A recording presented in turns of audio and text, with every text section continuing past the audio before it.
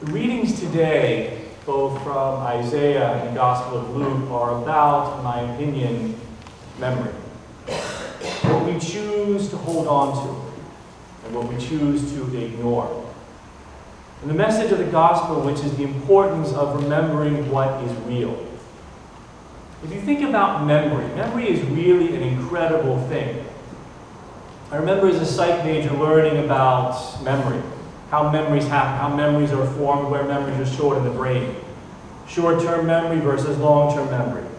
The fact that we remember things in blocks of 3 and 4.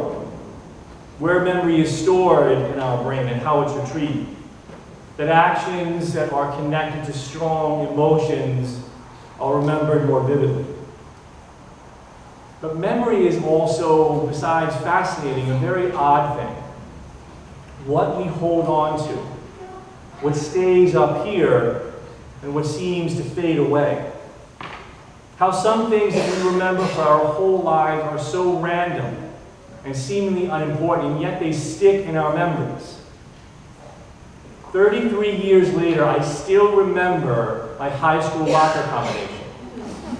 644-4. Why that got stuck up there, I don't know. Maybe because I used it every day, but all of that random information is remembered. I remember the name of the dog my neighbor had up the street. I remember that in my preschool, which coincidentally was a Lutheran preschool, had a bright red door that you went into. Random stuff that gets stuck in our memories. We remember odd and seemingly irrelevant things from our past. And yet how often the most beautiful and meaningful things seem to get lost, seem to fade away over time. This past week I was reading a journal that I kept when the boys were young. Different little things would happen throughout the day that I would write down that I thought were worth remembering. And I read so many different things that the kids said or did that were so beautiful and moving and yet had faded in my memory. When I read them, I remembered them, but I wouldn't have if I hadn't written them down. And those are the things that we want to hold on to. And for some reason, they seem to slip away.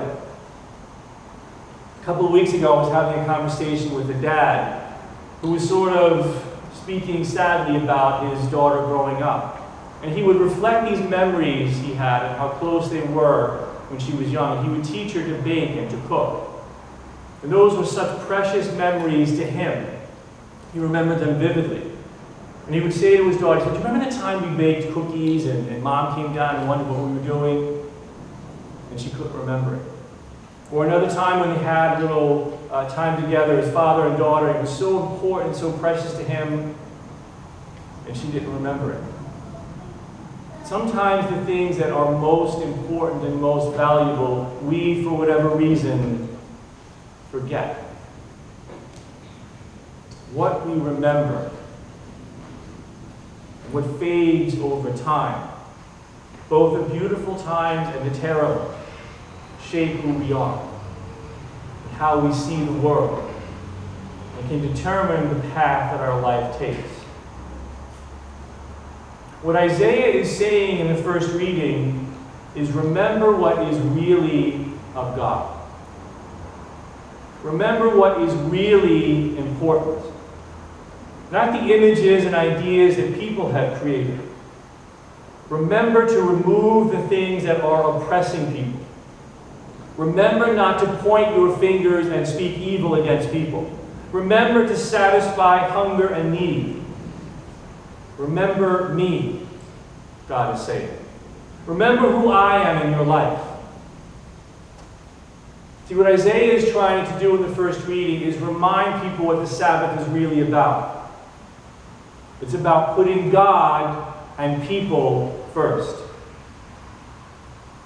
What Sabbath was, in other words, was a day to take your attention off of yourself, and off of your busyness, and off of your own self-interest, and place them on God and other people. You see, taking our eyes off of ourselves and our pursuits and our schedules and off of self-interest isn't about resting. It's not about relaxing and keeping emotionally healthy.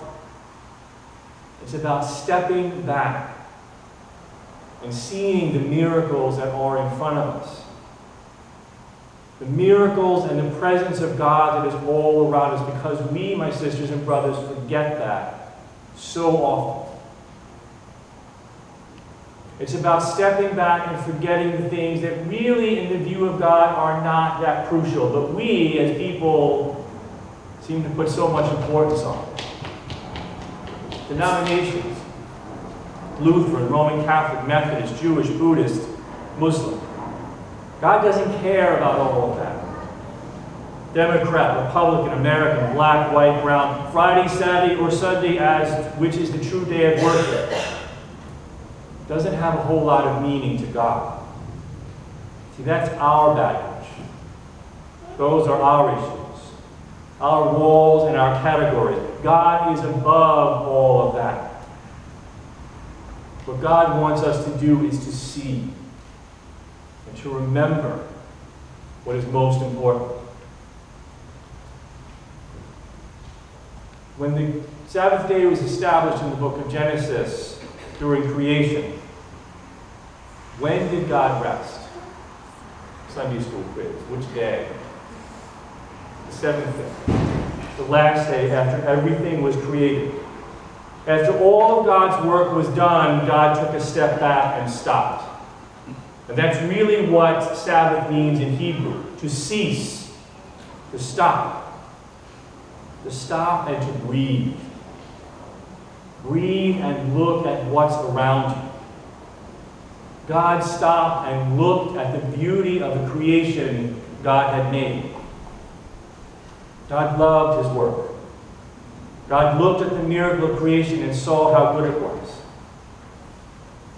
And what Jesus is doing in the gospel today is teaching, like Isaiah, the true meaning of Sabbath. For the leader of the synagogue in the story, it was simply a law to be followed, rules to be observed. The leader of the synagogue did not see a woman in pain. A person was as important and sacred as he was. What he saw happening was a violation of the law. And Jesus on this day taught them what Sabbath truly was. See, what Jesus saw in front of him in this woman was a human being, suffering, oppressed, hurting, in a physical sense imprisoned.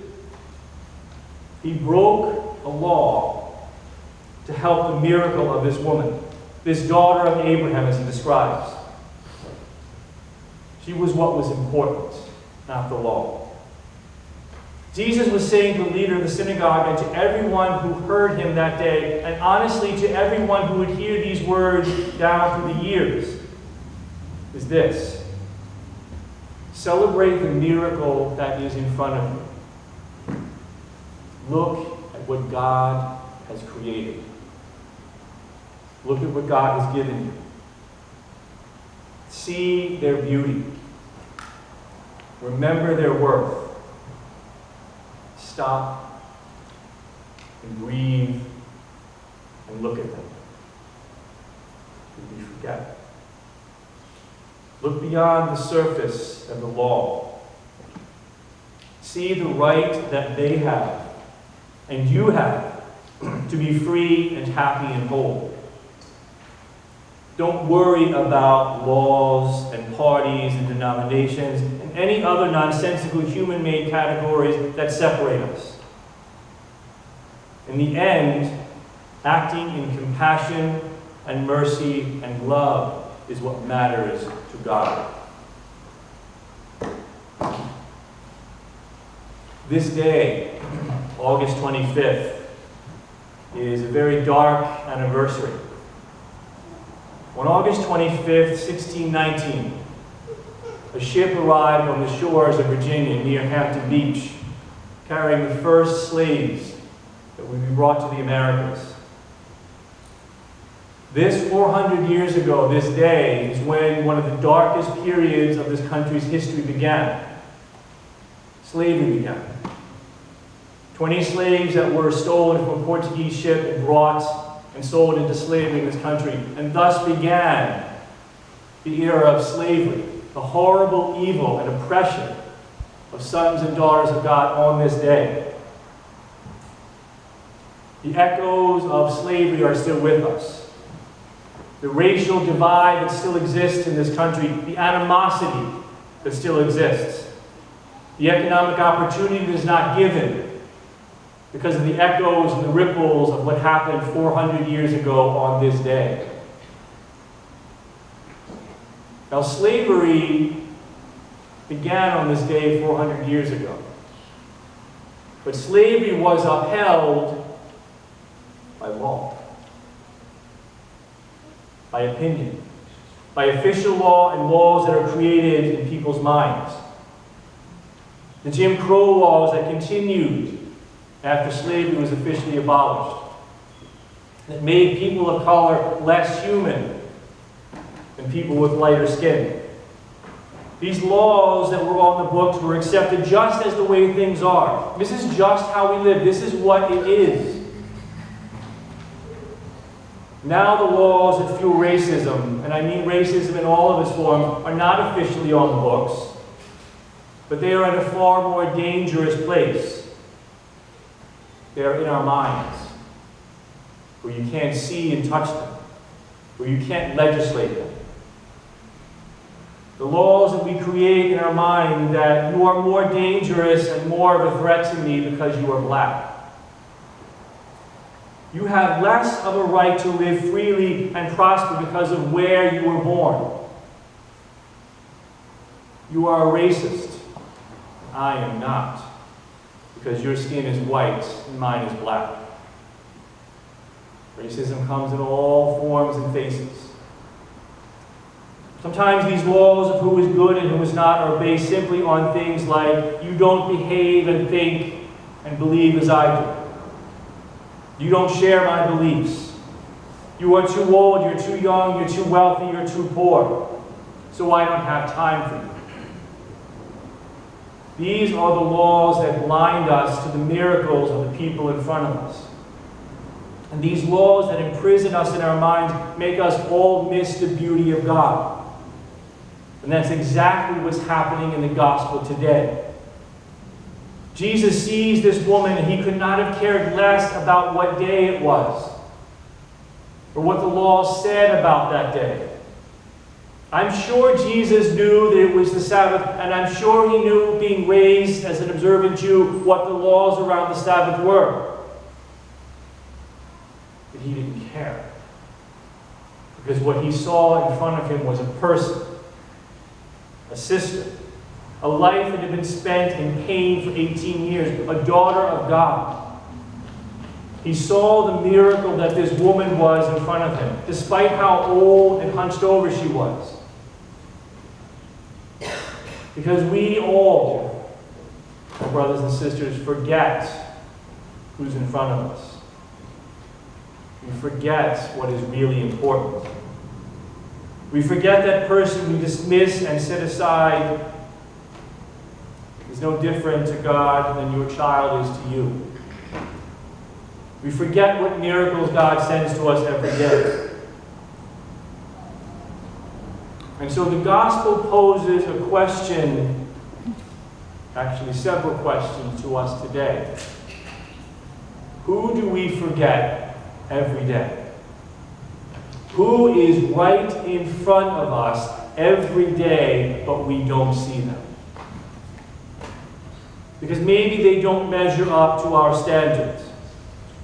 They break our self-created laws, so we miss their importance and their beauty. We miss the miracle right in front of us. Who have we forgotten? Who has been dismissed from your life that you once saw as good? It doesn't mean you have to restart a relationship. But perhaps you can release them from the condemnation that you hold over them. Jesus Christ in the gospel today calls us to stop. Stop. Breathe.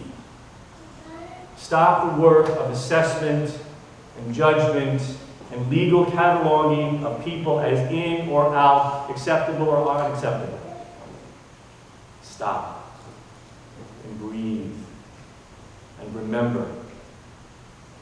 Remember what is really important. remember who you are. Remember who you are to God. Ignore the laws and the rules and the judgments of other people. You are God's child.